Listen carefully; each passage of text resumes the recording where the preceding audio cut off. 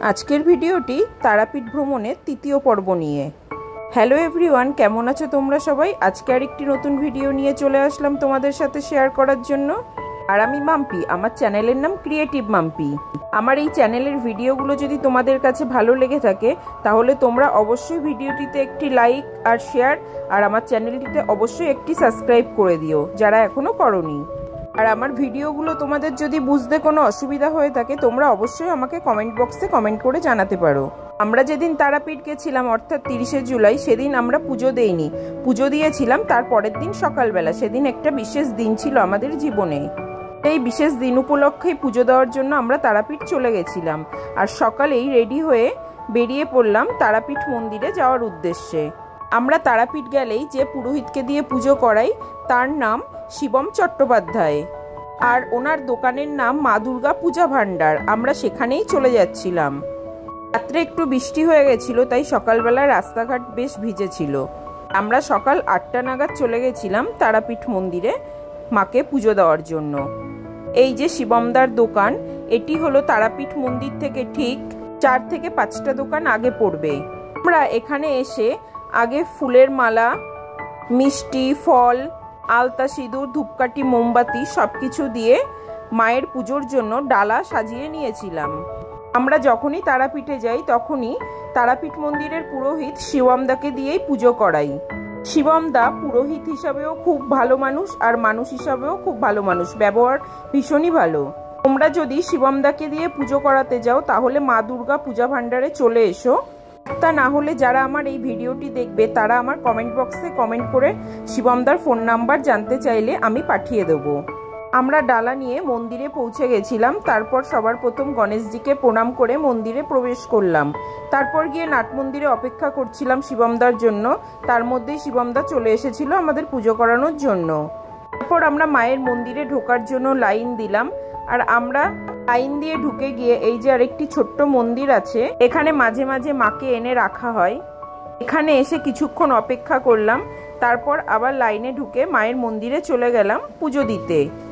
খুব সুন্দরভাবে মায়ের দর্শন ও পুজো কমপ্লিট করে আমরা চলে এসেছিলাম শিব মন্দিরে শিব পুজো করতে। তারপর এক এক করে গণেশ মন্দির, হনুমানজির মন্দির, বামাখ্যাপার মন্দির, মা ষষ্ঠী মাতা এবং বিষ্ণুদেবের মন্দিরে গিয়ে একে একে সব ঠাকুরের গলায় মালা পরিয়ে এবং দর্শন করে প্রণাম করে আসলাম।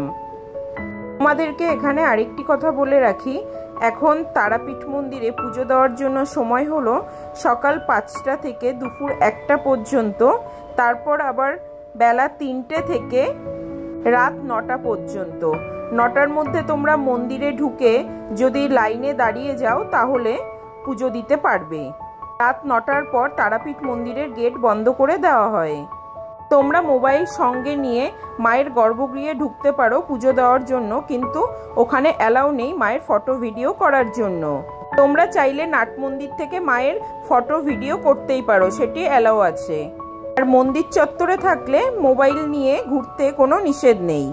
মাকে পুজো দেওয়ার জন্য এখন 2টো লাইন, একটা হলো জেনারেল লাইন, আরেকটি 500 টাকার লাইন।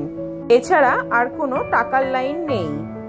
এই নিয়মটি চালু করা হয়েছিল 2025 সালের জানুয়ারি মাস থেকে। তারাপীঠ মন্দিরে মা তারাকে পুজো দেওয়ার পর আমরা সব ঠাকুর দর্শন করে আবার রুমে চলে এসেছিলাম। এখানে এসে সকালের ব্রেকফাস্ট কিছু খেয়ে নিয়ে তারপর রেস্ট নিয়ে আবার দুপুরে চলে গেছিলাম তারাপীঠ মন্দিরে। আর সেখানে গিয়ে দেখলাম এখন নতুন করে তারাপীঠ মন্দিরে কন্টেনার করে মায়ের অন্নপ্রসাদ বিক্রি করা হচ্ছে, যার দাম 70 টাকা করে পার কন্টেনার। দুপুরে আমরা মাকে দিয়েছিলাম রাজভোগ। আমরা যে মাকে রাজভোগ দিয়েছিলাম তার দাম ছিল 2101 টাকা। দুপুরে রাজভোগ মাকে নিবেদন করেছিল আমার ভাই, আর আমরা নিবেদন করেছিলাম সন্ধেবেলা মায়ের জন্য শীতল ভোগ, সেটি আসবে পরের ভিডিওতে। দুপুরবেলা পুরোহিত শিবমদাকে দিয়ে আমরা রাজভোগ নিবেদন করেছিলাম মায়ের কাছে। তারপর এই রাজভোগ নিয়ে মাকে প্রণাম করে আমরা চলে গেছিলাম শিবমদাদের হোটেলে প্রসাদ গ্রহণ করার জন্য। এরপর আমরা সবাই মিলে খুব সুন্দরভাবে মায়ের ভোগ প্রসাদ গ্রহণ করলাম। তারপর আমরা আবার হোটেলের রুমে ফিরে গেছিলাম, গিয়ে একটু রেস্ট নিয়েছিলাম। আবার সন্ধ্যাবেলা চলে এসেছিলাম তারাপীঠ মন্দিরে। এই ছিল আজকের ভিডিও, আবার পরের পর্ব নিয়ে চলে আসবো।